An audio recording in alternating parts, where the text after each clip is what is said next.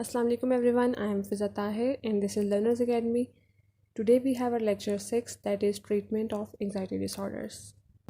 So basically there are two types of therapies that are being used for anxiety disorders. Number one is play therapy that is used for children, and second one is behavioral therapy that is used for children and adults as well.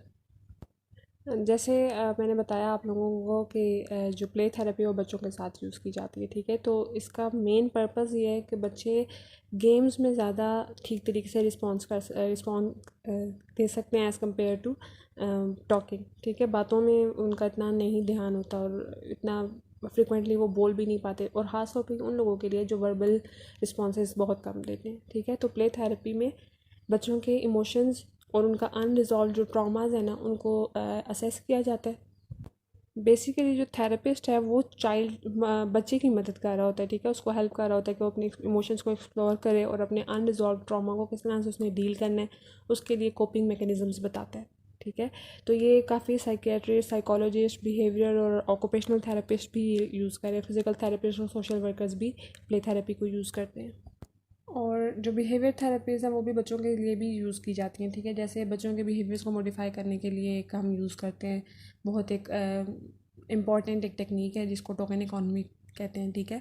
तो ये बच्चों के जो behaviours हैं उसको modify करने के लिए इसको यूज़ किया जाता है। उसमें एक्चुअली करते क्या है कि बच्चे का जो उसको डूज़ और डोंट्स बता देते हैं, ठीक है। आप ये करोगे और ये नहीं करना आपने, ठीक है। जैसे कि अगर बच्चा इरिटेट करता है अपने छोटे बहन भाइयों को, या आपने होमवर्क कंप्लीट नहीं करता, अपना कमरा नीट एंड क्लीन नहीं करता, उसको हर वक्त गंदा रखता है, तो उसको बता देंगे कि ये आपके टारगेट बिहेवियर्स हैं जिसको चेंज करना है, और वो थेरेपिस्ट, बच्चा खुद और जो पेरेंट्स हैं उसकी मर्ज़ी से बिहेवियर्स को टारगेट किया जाता है कि ये बिहेवियर जैसे हैं that needs to be altered, ठीक है। फिर उसके अकॉर्डिंग आप एक चार्ट तैयार कर लेते हो।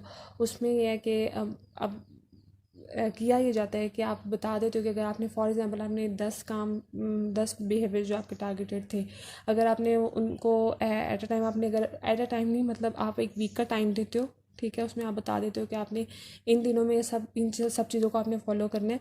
अगर आप फॉलो करोगे तो at the end of the week, ठीक है, आपका कोई फॉर एग्जांपल आपको कोई गिफ्ट मिलेगा, आपको कोई चॉकलेट या आपकी कोई फेवरेट डिश बन जाएगी, ठीक है। बिल्कुल छोटे छोटे से इंसेंटिव्स, ताकि गुड बिहेवियर्स को रीइंफोर्स किया जाए और बैड बिहेवियर्स को ख़त्म किया जाए, सही है। फिर वो बच्चे जिनको बहुत किसी किस्म के फियर्स हैं या टेंशन हैं, ठीक है, उनके लिए सजेस्ट की जाती है प्रोग्रेसिव मसल रिलैक्सेशन थेरेपी जो होती है, ठीक है, PMR, वो भी सजेस्ट की जाती है। हाइपर एक्टिव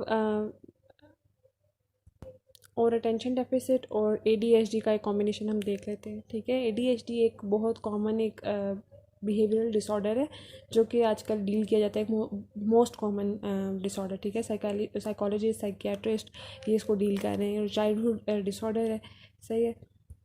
अब इनके जो अटेंशन स्पैन है वो बहुत पुअर होता है, ठीक है। बहुत कम इनका अटेंशन स्पैन होता है, इनके इम्पल्सिव और डिसऑर्गेनाइज्ड बिहेवियर्स होते हैं। यही जो बिहेवियर्स हैं इनकी तकरीबन फंक्शन जो हर किस्म की फंक्शनिंग है, ठीक है, उसको ये अफेक्ट कर रहे होते हैं। हाइपर एक्टिव जो बच्चे होते हैं वो बहुत मुश्किल से टास्क को समझते हैं, ठीक है। उनके लिए एक जगह पे बैठना बहुत मुश्किल हो जाता है, टास्क को टाइम पे कंप्लीट करना, उसको अंडरस्टैंड करना बहुत मुश्किल होता है इनके लिए। एक जगह टिक के बैठ नहीं सकते, इंटरप्ट करते हैं, ठीक है। क्लासरूम में इनका बिहेवियर बहुत डिस्ट्रप्टिव सा होता है और अटेंशन नहीं दे पाते ठीक से।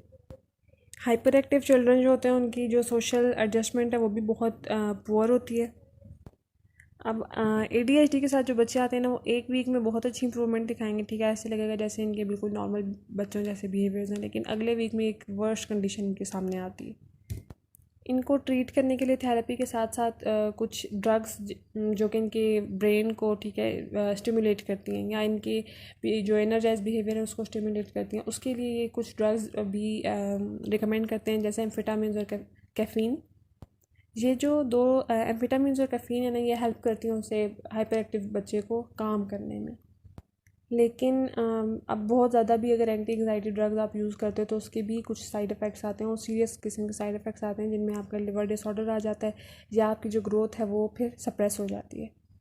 अगर इस डिसऑर्डर को टाइम पर ट्रीट ना किया जाए तो इनकी जो एकेडमिक परफॉर्मेंस है वो भी डे बाय डे पीछे जाती रहती है, ठीक है। और इनकी जो सेल्फ इस्टीम है उसी की वजह से इनकी जो सेल्फ इस्टीम है, जब उनको पॉइंट आउट किया जाएगा, ठीक है, उनकी एकेडमिक पोजीशन की बेसिस पे पॉइंट आउट किया जाएगा, तो उनकी जो सेल्फ कॉन्फिडेंस है वो भी कम होगा और सेल्फ इस्टीम भी लो हो जाती है। So with time they become isolated. अब मिडिल और लेट चाइल्डहुड की बात कर लेते हैं। तो इसमें कुछ बुक्स में आता है कि 9 years टू प्यूबर्टी आपकी मिडिल और लेट चाइल्डहुड है, ठीक है। Whereas in some books 6 years to puberty is your middle age या लेट चाइल्डहुड। इस टाइम पीरियड में जो फिजिकल ग्रोथ होती है वो बहुत यूनिफॉर्म होती है, बहुत एक ग्रेजुअल किस्म की ग्रोथ हो रही होती है, ठीक है। बहुत ज़्यादा प्रोमिनेंट कोई ग्रोथ नहीं होती, आपके फिजिकल ग्रोथ की बात कर रही हूँ। So the physical growth during this period is not spectacular. अब फिजिकल चेंजेस जो इनके आ रहे होते हैं हम वो देख लेते हैं कि ग्रोथ में ज़्यादा भी तो 2-3 इंचेस का उसमें डिफरेंस आता है हाइट में। ट्रंक जो है वो उनकी और स्लिम हो जाती है, चेस्ट थोड़ी सी ब्रॉड हो जाती है, आर्म्स और लेग्स जो है वो थोड़े लंबे और थिन, ठीक है, पतले होते हैं। और जो सर की जो शेप है ना और उसका जो बनावट है वो बिल्कुल उस तरह अडल्ट की तरह हो जाती है इस एज में।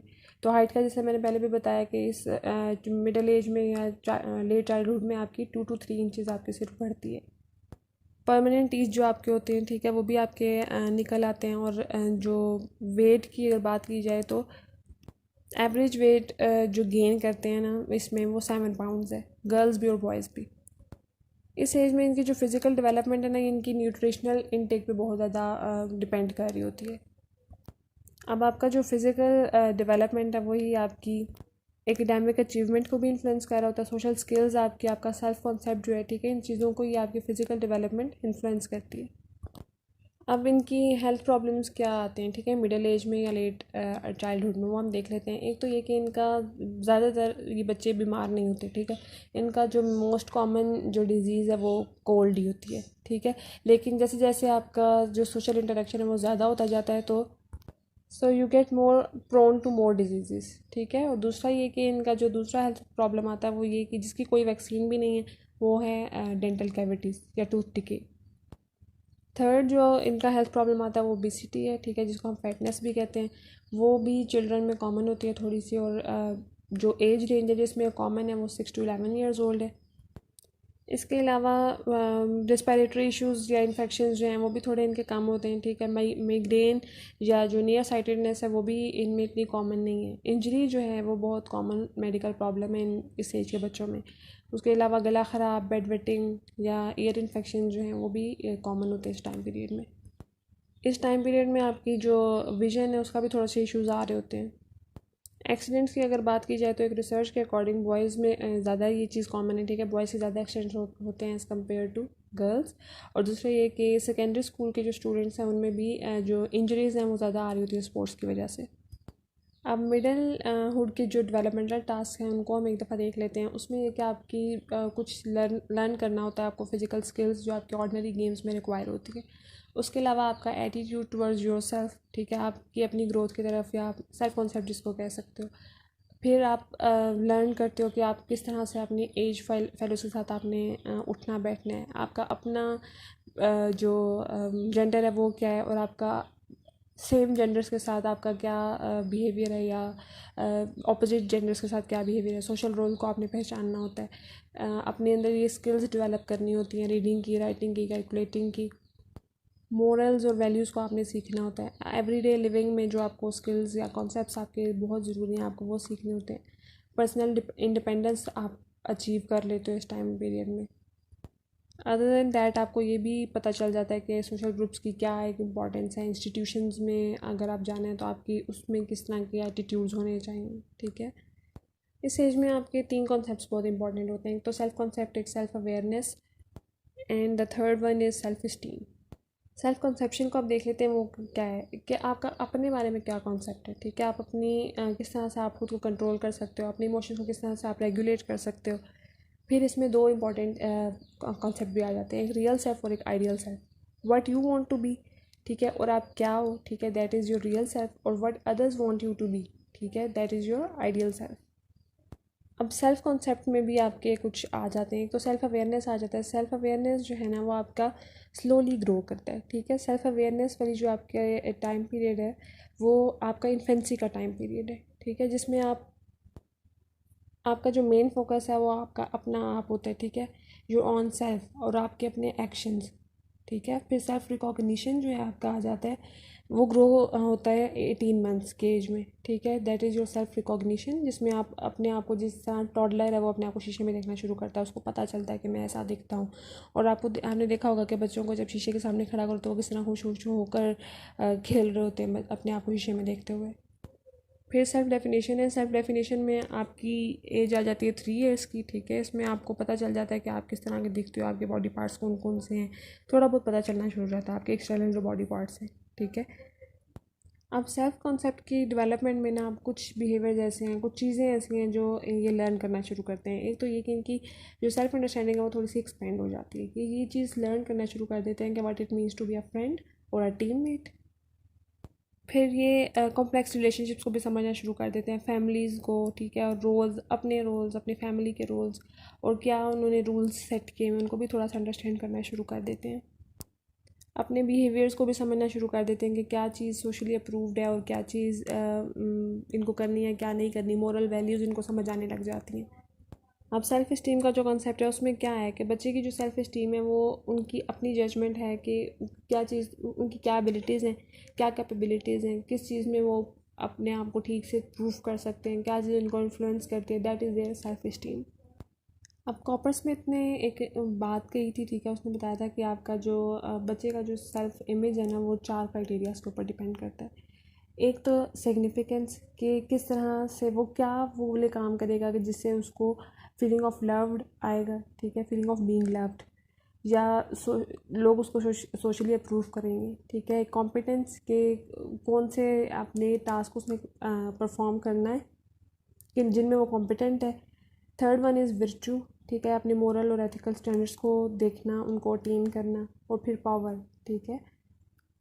अब थोड़ा सा जेंडर रोल डेवलपमेंट को हम देख लेते हैं कि जब बच्चा स्कूल जाना शुरू करता है ना तो पहले से भी उसको काफ़ी सारा कॉन्सेप्ट होता है मैस्कुलिन और फेमिनिन का, लेकिन जैसे जैसे वो स्कूल जाना शुरू करता है उसका सोशल सर्कल एक बढ़ता चला जाता है, ठीक है। तो उसके जो कल्चर में जो कॉन्सेप्ट्स या जो स्टीरियोटाइप्स जेंडर से रिलेटेड एग्जिस्ट करते हैं ना, वो भी वो चीज़ें लर्न करना शुरू कर देता है। फॉर एग्जांपल अब इस कल्चर में क्या होता है कि जो एथलीट्स हैं वो सिर्फ बॉयज़ हो सकते हैं और कुकिंग जो कॉन्सेप्ट है वो सिर्फ और सिर्फ गर्ल्स के लिए, ठीक है। विद टाइम ये थोड़ा सा चेंज होगा, लेकिन ये एक ग्रेजुअल प्रोसेस है, क्योंकि लोगों के जो स्टीरियोटाइप्स हैं उनको चेंज करना इतनी आसान बात नहीं होती, सही है। तो जेंडर रोल जो है वो अब पेरेंट्स ने बच्चों को ये चीज़ें समझानी होती हैं कि अगर तुम बर्तन उठा लोगे तो इसमें भी कोई गुनाह वाली बात नहीं है, या लड़कियां अगर बाहर से कुछ चीज़ ले आती हैं ज़रूरत की विद पेरेंट्स परमिशन, ठीक है, तो उसमें भी कोई बुराई नहीं है। तो चीज़ों को चेंज करने में थोड़ा सा टाइम लग जाएगा, इट्स अ ग्रेजुअल प्रोसेस। इसी तरह इस माशरे में एक और बड़ा गंद करते हैं कि बच्चे जो हैं लड़के, ठीक है, उनको कहा जाता है एग्रेसिव होते हैं, लड़के अपने इमोशंस को शो नहीं करते, और लड़कियां बहुत सबमिसिव सी होती हैं, डरपोक सी होती हैं और अपने इमोशंस को जल्दी से वो कर देती हैं। तो ये कुछ स्टीरियोटाइप्स हैं या टैबूज़ हैं जो कि हमने जेंडर्स के साथ अटैच कर दिए हैं। या पेरेंट्स जो हैं वो पाकिस्तानी सोसाइटी की अगर बात की जाए तो बॉयज़ को ज़्यादा प्रेफर कर रहे होते हैं कुछ फैमिलीज़ में, ठीक है। I am not generalising it, लेकिन कुछ फैमिलीज़ में जैसे गांव वाली साइड पे ज़्यादातर आप लोग देखो तो बेटों की उस पर बर्थ पे बहुत खुशी मनाई जाती है, जबकि गर्ल्स हों तो बेटियाँ पैदा हो जाएँ तो लोगों के मुँह ही ठीक नहीं होते, ठीक है। So here comes the role of parents, कि उन्होंने किस तरह से बच्चों की परवरिश करनी है, उनको किस तरह से उन्होंने ये कॉन्सेप्ट जो हैं जेंडर डेवलपमेंट के वो उन्होंने बताने हैं कि कौन से काम ऐसे हैं जो लड़के भी कर सकते हैं, लड़कियां भी कर सकती हैं, या अगर लड़के लड़कियों के कुछ काम जिस तरह अगर कुकिंग कर लेंगे या अपना कमरा ठीक कर लेंगे तो उसमें कोई बुराई नहीं है। ये सब जो चीज़ें हैं ये मेन जो ब्रॉटअप है, ठीक है, वो पेरेंट्स के हाथ में होती है, तो उन्होंने ये चीज़ें देखनी होती हैं। So that's all from today's lecture. अल्लाह हाफ़िज़।